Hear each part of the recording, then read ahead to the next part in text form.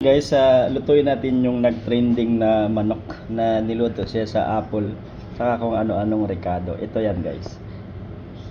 Ayan, na marinate ko na yung manok. Nilagyan ko na siya ng tuyo, paminta, asin saka kung ano-ano pa. Yan siya guys. Umpisahan na natin. Tapos luya. Tapos lagyan ng ito dahon repolyo. Lagyan natin yung manok. Ganyan, pahiga.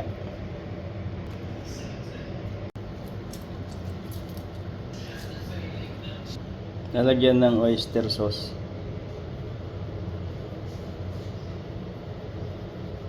Katamtaman lang siya guys.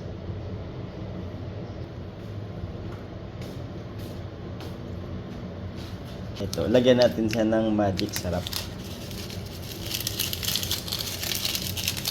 Kunti lang. Pampalasa lang siya guys. Tapos isa lang muna siya. Okay guys, after 30 minutes, titikman natin sa kung ano yung lasa. Ito na siya guys. Sarap.